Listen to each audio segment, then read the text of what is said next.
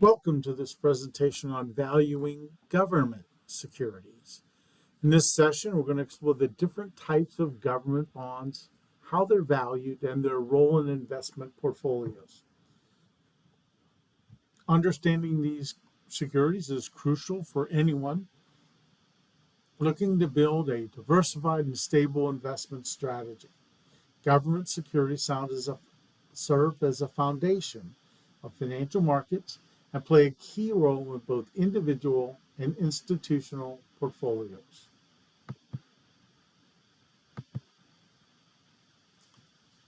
We're going to try to identify different types of bonds by maturity and user.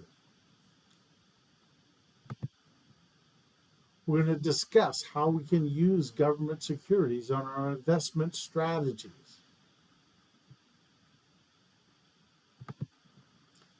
Let's start by talking about the federal budget deficit.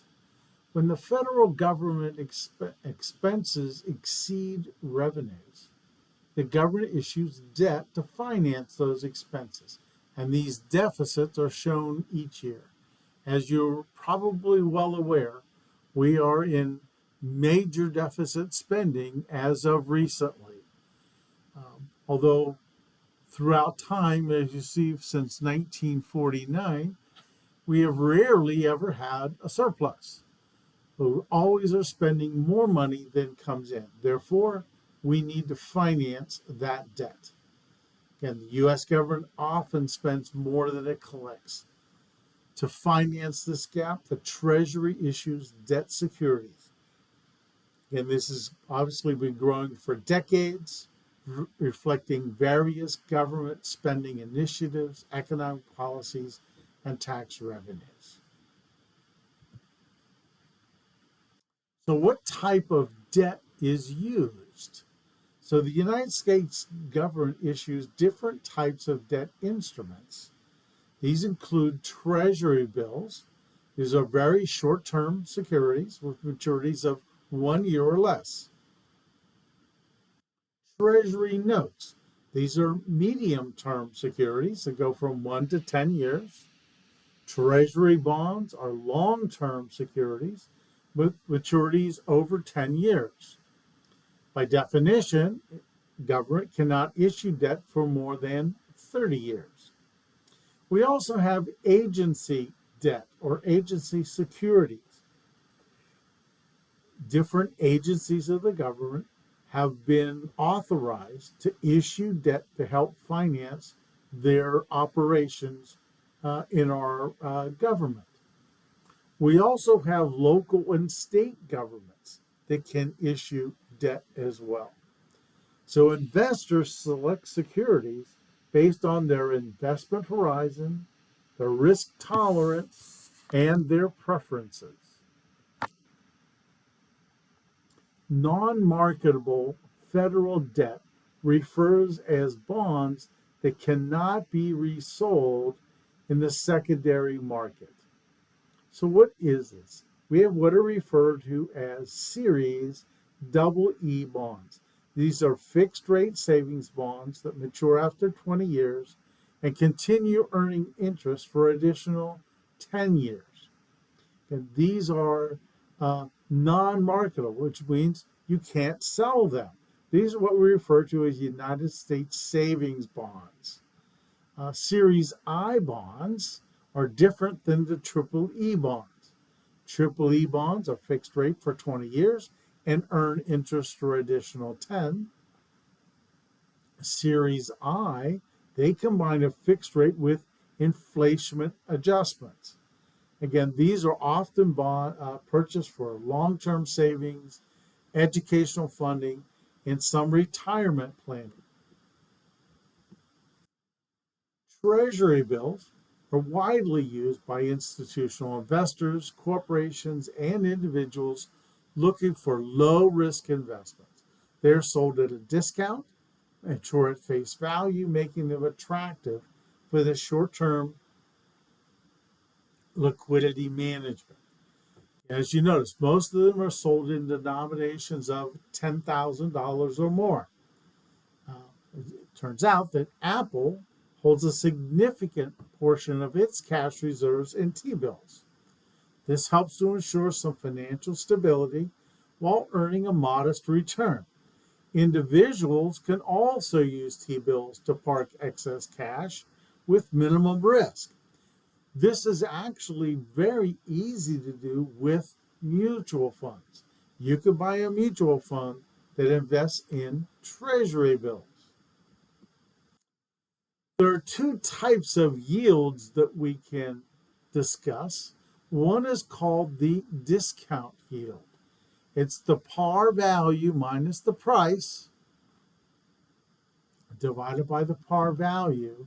And then we multiply that by the ratio of 360 days in a year divided by the days to maturity.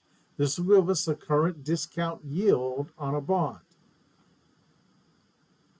The annual yield is the same formula, with the exception is it's the 365 days.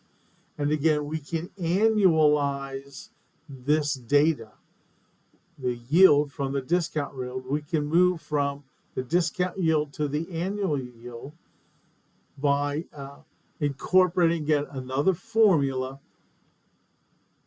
and it helps us convert to this other bond equivalent yield. And how these yields work and how we invest with them, quite frankly, is a little bit beyond what we need to know. We just need to know that these bonds can provide short-term, low-risk investment opportunities for maybe our temporary funds.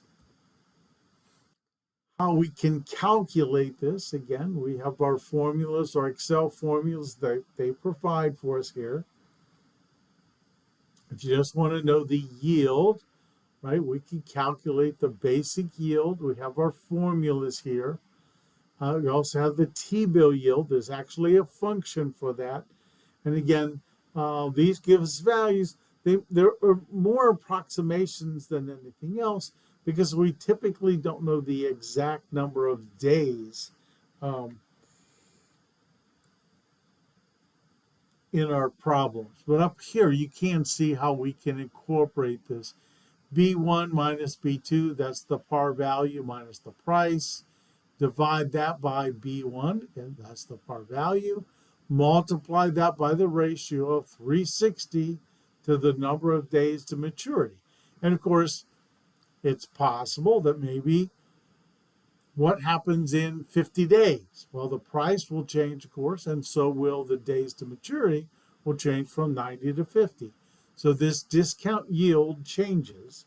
The return you get on this changes over this time frame. If we want to annualize that, again, we need to adjust it with that other formula, adjusting to the 365 days.